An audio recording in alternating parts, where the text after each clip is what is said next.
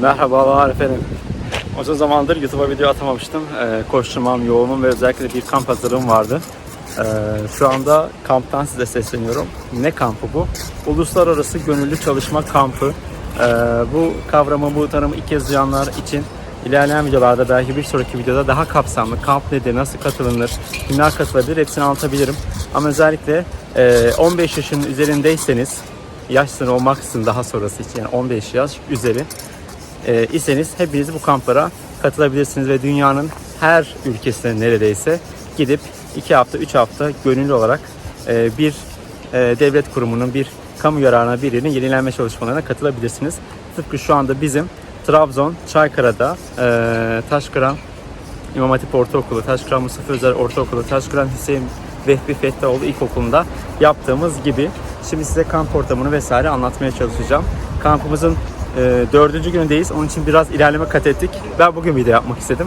Dolayısıyla bundan sonraki önümüzdeki günlerde de 6 günümüz var. Hepsini sizlere kaydetmeye çalışacağım. Haydi bakalım. Bu kamp boyunca görmüş olduğunuz okulun bütün bu oyun parkının yeniden boyanmasını gerçekleştiriyoruz. Çok harika, muhteşem bir doğa. Çaykara, Trabzon. Yol düşen herkesi bekleriz. Çok güzel, bakın sisler geliyor yavaştan. Bugün kampın 4. günündeyiz ve dışarıya başladık.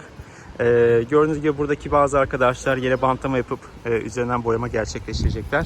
Diğer arkadaşlar duvarlardaki pasları vesaire çıkarıyor. Elimde şey var, çalışıyordum. Pasları çıkartıyorlar. Boyaya hazır hale getiriyorlar. Bir arkadaşımız, bakın uzakta göstereceğim. Makineyle özellikle pasları çıkartıyor, metaldeki. Ve bir de okulun içerisinde boyama çalışması yapıyoruz. Şimdi size okulun içerisinde göstermeye çalışacağım.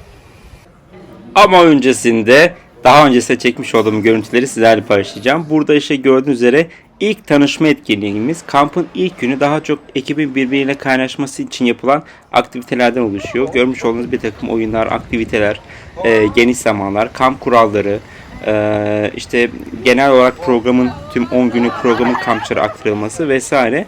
İlk gün birazcık bu kaynaşma ortamı sağladıktan sonra çalışmalara geçiyor arkadaşlar. Ve burada aslında çalışmaya başladık. Kampın ilk gününden, daha doğrusu ikinci gününden boyayacağımız, düzenleyeceğimiz konferans salonundaki bütün duvarlar temizlendi. Orta alandaki bütün malzemeler gördüğünüz üzere sahneye kaldırılıyor ki mekan boyamaya hazır hale getirilsin. Ardından burada 3. gün olması lazım. 3. günde ise artık duvarlardaki işte boşluğa vida alanları dolduruluyor. Bütün her şey hazırlandı ve boyaya hazır. Ve aynı zamanda koridorlar da gördüğünüz gibi boya hazır hale getiriliyor. Burada Eva'yı çalışırken görüyoruz. İçeride ve dışarıda aslında toplam 3 grupla çalıştık. Birazdan bahçedeki arkadaşları da görmüş olacaksınız. Bahçedeki çocuk oyun alanları boyanıyor. Şimdi de bahçenin önceki okula girdiğimiz hali ve daha sonrasındaki son halini göreceksiniz. Ve 3. güne doğru başlıyoruz. 3. günde de artık ilk astarlar duvara atılmaya başlandı. Gördüğünüz gibi burada arkadaşlar ustalarla beraber çalışmalara devam ediyorlar. Hem içeride hem dışarıda. Dışarıda evet birazcık aşama kat ediyoruz burada. Ekip bugün birazcık kalabalık dışarıda. Muhteşem bir yerde aslında. Gerçekten hava harikaydı. Oksijene doyduk. Ve bir yandan da yemeklerle karnımızı doyuruyoruz. Burada daha doğrusu 2. günün öğlen yemeği. Hep beraber yemeğimizi yiyoruz. Akşam yurda geldik. Bir sonraki gün ülke sunumları başlayacağı için herkes kendi ülkesinin sunumlarını hazırlıyor. Gördüğünüz gibi burada Polonya'yı görüyoruz. Burada Rusya hazırlanıyor vesaire. Türkiye haritası. Türkler de şu anda sunumlarını hazırlıyorlar. Bir sonraki günlerde herkes kendi ülkesini tanıtan sunumlar yapacak. Öncesinde gelin muhteşem proje katılımcılarımızla tanışalım. Hi Robin. Hi Nihat. How are you? I'm okay. I come from France. Friends! Wow! Hello Fikret. Hello. How are you? I'm fine, thanks. And you? I'm great. Where are you from? I am from Azerbaijan. Azerbaijan! Hello Joanjo! Hello. How are you? How is going? Super. Super! Where are you from? I'm from Barcelona, Catalonia. Barcelona, amigo! Hi Aisha! Hi. How are you? Good. How is going? How's it going? Good? Good. Where are you from? Japan. Japan! Konnichiwa! Hello guys! Ibrahim, how is going? Turkey. Perfect. Where are you from? Trabzon. Trabzon, Turkey. And Polina, how is going? Good. Good. Where are you from, Polina? Russia. Russia! Oh la la! Evet, ülke sunumlarına başladık. İlk ülkemiz Polonya. Polonya'dan Joanna bize çok kıymetli bilgiler veriyor burada. Ardından ikinci ülkemiz olan Rusya'ya geçiyoruz. Yine burada Polina hararetli bir şekilde bir takım bilgiler paylaşıyor bizlerle beraber. Derken ve Fransa'dan Robin, Fransa'nın doğal güzelliklerinden vesaire bahsediyor burada. Oldukça güzel bir sunumda yine çok fazla şey öğrendiğimiz bir sunum oldu. Ve Türkiye bir oyunla beraber özellikle sınır komşularımız, nüfusumuz gibi soruları sordu ve genel kültürlerini ölçtü arkadaşların. Bu da ilk günkü 4 tane ülke dinlediğimiz ülke tanıtım sunumlarının genel görüntüsü. Tabii ki sadece çalışmıyoruz. Oyunlar, akşam ve yurtta bir takım kendi aramızdaki turnuvaları gerçekleştiriyoruz ve tekrar ertesi gün çalışma kısmından görüntüleri sizlerle paylaşıyorum.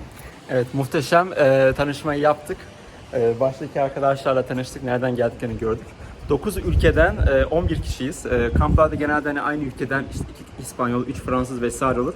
Bizim kampta herkes başka ülkeden geldi. Dolayısıyla böyle bir kamp ben de ilk kez görüyorum. Çok bayağı kültürler arası çeşitliliği bol olan bir kamp oldu. Bu da çok güzel. Yemeklere yansıyor, sohbetlere yansıyor. Şimdi tekrar sizi diğer arkadaşlarla tanıştırmaya devam ediyorum.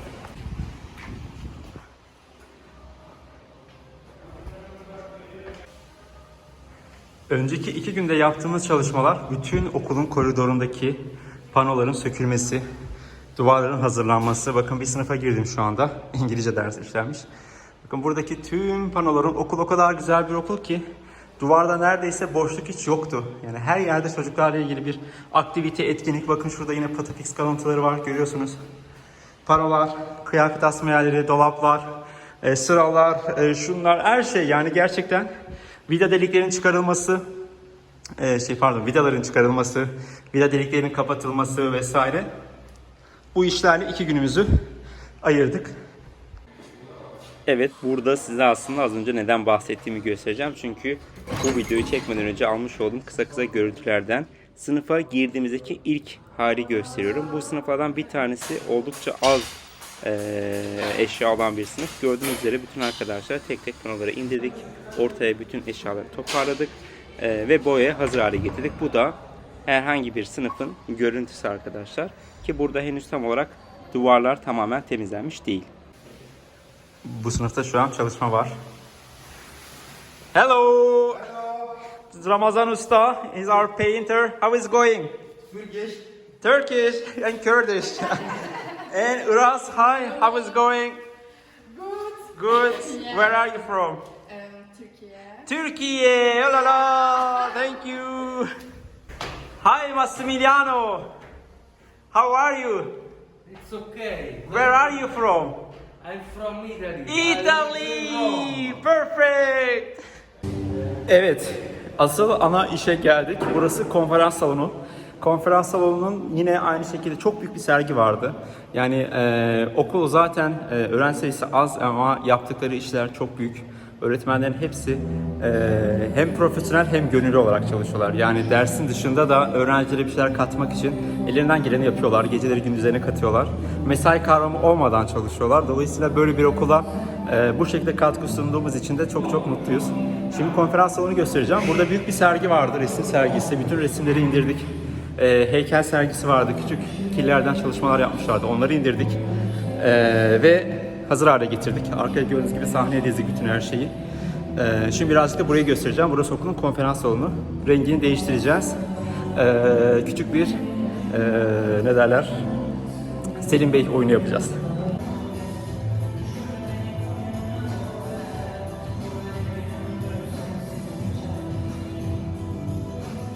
Ve burası bizim aktivite alanımız, yeme içme alanımız, her şeyi burada yapıyoruz daha çok.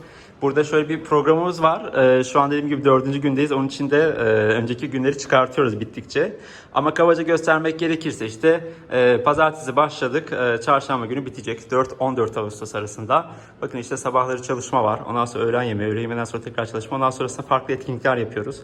Bu 2 gün hatta bugün ülke sunumları olacak. Herkes kendi ülkesini tanıtacak. Dün başladık. Yetişmediği için bugüne devam ediyoruz. Akşam İtalya-Türkiye olimpiyatlardaki yarı final maçını izleyeceğiz hep beraber. Uzungöl gezimiz var, çalışma var. Intercultural Night kültürler arası bir gece yapacağız. Yaklaşık 100 kişiyle her ülkeden gelen arkadaş kendi ülkesinin yemeğini tanıtacak. Kendi aramızda bir olimpiyat yarışması yapacağız. Kapanış akşamımız olacak. Vesaire vesaire böyle bir programımız var arkadaşlar. Bu da her birimiz ilk tanıştığımız zaman kendimizi çizmiştik. Komik oldu, güzel oldu. En son bunu kamptan giderken küçük bir sürprizle beraber kendilerine vereceğiz arkadaşlar. Şimdi kamplarda ne oluyor onu göstereceğim size. Şimdi bu kamplar gönüllü çalışma kampları olduğu için aslında yemeği ve bulaşığı da arkadaşlar kendileri yapıyorlar. Onun için her gün her öğüne bir dağılım yapıyoruz. Tabii bu kamptan kampa değişik gösterir. Bütün bunlar daha çok aslında kamp liderinin nasıl bir formatla kampını gerçekleştirdiğine göre değişiyor. Daha önce Fransa'da kamplar yürüttüm, Türkiye'de kamplar yürüttüm. Dolayısıyla tüm bunların üzerinden edinmiş olduğum deneyimlerle kendime göre bir program belirledim. O şekilde ilerliyorum. Tabii ki her şeyi de katılımcılara sorarak, onlarla beraber istişare ederek, onlardan gelen bildirimlere göre değişikliğe açık tutacak şekilde planlıyoruz. Şimdi çok basit bir kamp programı göstereceğim size. Daha doğrusu yemek ve bulaşık takımları nasıl planlandı onu göstereceğim. Evet, gördüğünüz gibi kahvaltı hep beraber yapıyoruz ama öğlen yemeği yemek takımı kahvaltı ortamında temizliyor ve ondan sonra ona bulaşıklarını yıkayıp saat 12'ye öğlen yemeğimizi hazırlamaya çalışıyor. Bugün günlerden Perşembe, Thursday, Joanna ve Eva, Joanna Polonya'dan, Eva Almanya'dan öğlen yemeğimizi yapacaklar. Yemeğimizi yedikten sonra da Massimiliano, Iraz ve Joanjo bulaşıkları yıkayacaklar. Daha sonrasında tekrar çalışacağız. Daha sonrasında akşam yemeği takımının 2 saatlik bir vakti olacak. Fikrat ve İbrahim akşam yemeğini pişirecek. Daha sonrasında Polina ve Ayşe de akşam yemeğini bulaşıklarını yıkayacaklar gibi bir takvime ilerliyoruz. Kurallarımız var. Kurallar gerçekten her kamp için çok önemli.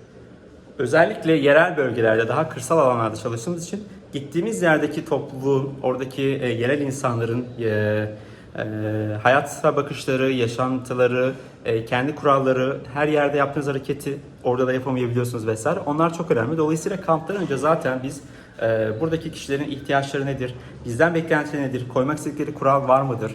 Örnek veriyorum, gece 12'den sonra dışarıda yüksek sesle konuşmasınlar çünkü çok küçük bir yer, ses çıkıyor gibi. Bu tür kuralları yerel ne derler, aklıma şey geliyor, İngilizcesi geldi. Buradaki yaşayan insanlarla da öncesinde istişare ediyoruz. Okulla istişare ediyoruz. Ona göre de kampçılarımıza kuralları açıklıyoruz. Artı kampçıların kendi koymak istedikleri kurallar oluyor. Çünkü 9 farklı ülkeden insan bir arada. Hepimiz farklı kültürden geliyoruz. Farklı dini inanışlarımız olabilir. Farklı hayat görüşümüz olabilir. Kimisine göre temizlenen şey bazısına göre çok pis olabilir. Dolayısıyla belli standartları oluşturmak önemli ilk günden. Ve kamp boyunca da bu kuralları uymaması halinde hatırlatma yapıyoruz. Ona göre de bir düzen içerisinde kampımızı sürdürüyoruz. Dün ülke tanıtım sunumlarına başlamıştık. Fransa'yı dinledik, Rusya'yı dinledik, Polonya'yı dinledik ve Türkiye'yi dinledik. Bugün de diğer kalan ülkelerin sunumlarını dinleyeceğiz. Şimdi mutfağa gidiyorum. Bakalım öğlen yemeğindeki cooking team, Joanna ve Eva bizim için neler yapıyor. Hello! How is going? Yeah, I started recording a video. Joanna, Hello. how is going? Good. Good. Where are you from? Poland. Poland, Polonia. And Eva, how is going? Germany. Germany. Doing Perfect. Yeah. What are you cooking for us for lunch? We're making some A lavash. lot of things. What is it? A lot of things. Lavash? No. Lavash? Lavash. Yes. Lavash. And you can put a lot of things in it. Ah, okay. And then it's free for us. Yeah. What we want. Choose. Perfect. Thank you. See you at lunch. Katları göstereyim size.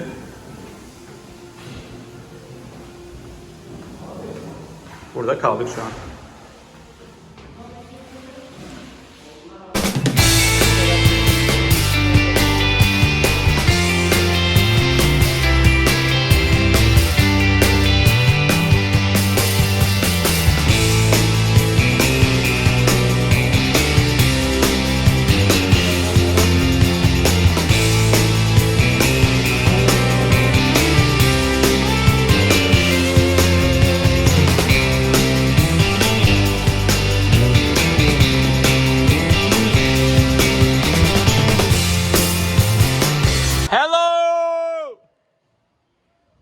Lunch is ready.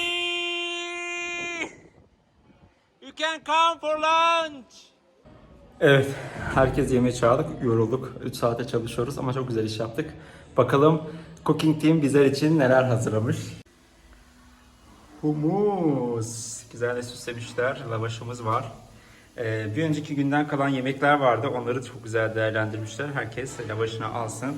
Salatamız var, peynirimiz var, zeytinimiz var, yumurtamız var. Muhteşem bir öğlen yemeği bizleri bekliyor. Bir yandan da masamız hazırlanmaya başladı. Gelecekler şimdi.